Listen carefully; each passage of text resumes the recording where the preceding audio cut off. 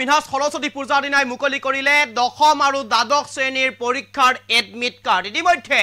website মুকলি কৰিছে ৱেবছাইটত গৈ আপোনালোকে দশম আৰু দ্বাদশ শ্ৰেণীৰ এডমিট কাৰ্ড উলিয়াব পাৰিব আৰু মাজত মাত্ৰ কেইটামান দিন বাকি অনুষ্ঠিত হ'ব দ্বাদশ আৰু দশম শ্ৰেণীৰ পৰীক্ষা আৰু দ্বাদশ আৰু দশম শ্ৰেণীৰ পৰীক্ষাৰ অনুষ্ঠিত হোৱাৰ প্ৰাক মুহূৰ্তত ইতিমধ্যে আজিৰ দিনটোত কিছু সময় পূৰ্বে মুকলি কৰিছে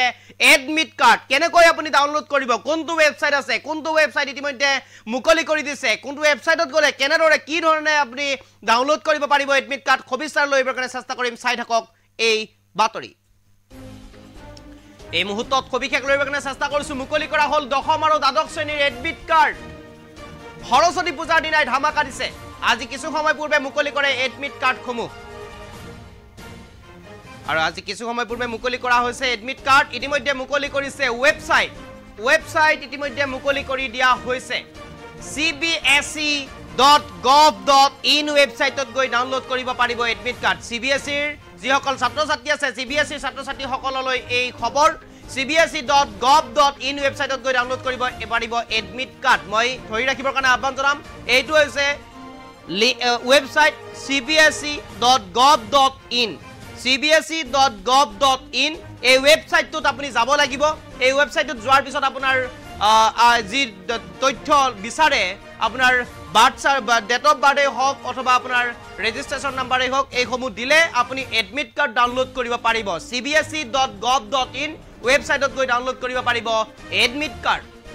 15 ফেব্ৰুৱাৰীৰ পৰা 18 মাৰ্চলৈ অনুষ্ঠিত হ'ব দশম শ্ৰেণীৰ পৰীক্ষা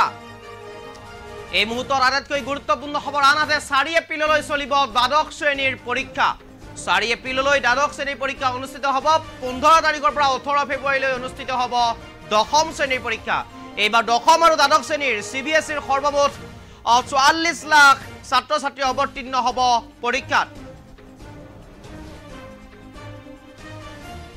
8000 বিদ্যালয়ৰ ছাত্ৰ-ছাত্ৰী অৱতীৰ্ণ হ'ব পৰীক্ষাত সৰ্বমুঠ 8000 খন বিদ্যালয় আছে আৰু 8000 বিদ্যালয়ৰ পৰা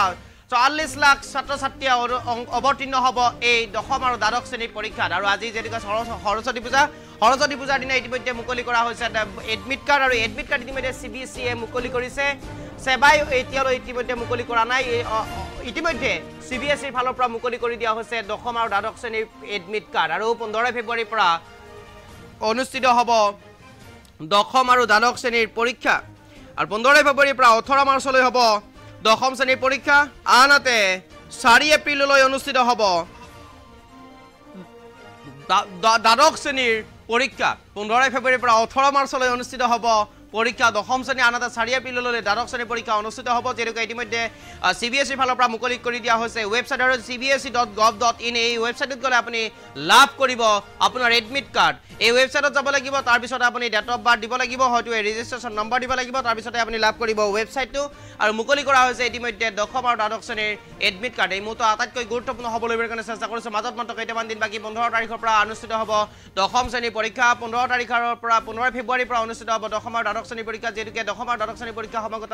তাৰ বাবে ইতিমধ্যে মুকলি কৰি দিয়া হৈছে এডমিট কাৰ্ড মুকলি কৰি দিয়া হৈছে ৱেবছাইট আৰু cbse.gov.in আৰু এই ৱেবছাইটত গৈ আপুনি লাভ কৰিব এডমিট কাৰ্ড আৰু এডমিট কাৰ্ড পাবলৈ হ'লে আপুনি ডেট অফ বাৰ্থৰ লগতে আপুনি দিব লাগিব ৰেজিষ্ট্ৰেশ্যন নম্বৰ আৰু যিখিনি তথ্য আপোনাক বিচাৰে সেই তথ্যখিনি আপুনি প্ৰদান কৰিব লাগিব আৰু প্ৰদান কৰাৰ পিছতে আপুনি লাভ কৰিব আপোনাৰ এডমিট কাৰ্ডখন যেনেকৈ মাজত মাত্ৰ কেইটামান দিন বাকী আছে 15 তাৰিখৰ পৰা অনুষ্ঠিত হ'ব দশম শ্ৰেণীৰ পৰীক্ষা আৰু দ্বাদশ শ্ৰেণীৰ পৰীক্ষা CBSEৰ ফালৰ পৰা ইতিমধ্যে মুকলি কৰা হৈছে ৱেবছাইট আৰু এই যি 15 তাৰিখৰ পৰা অনুষ্ঠিত হ'ব যি পৰীক্ষা সেই পৰীক্ষা দশম শ্ৰেণীৰ পৰীক্ষা 18 তাৰিখলৈ চলিব আনহাতে দ্বাদশ শ্ৰেণীৰ পৰীক্ষা 4 এপ্ৰিললৈ চলিব গতিকে মুকলি কৰি দিছে এডমিট কাৰ্ড আপুনিও এই ৱেবছাইটত গৈ আপোনাৰ এডমিট কাৰ্ড ডাউনলোড কৰি ল'ব পাৰে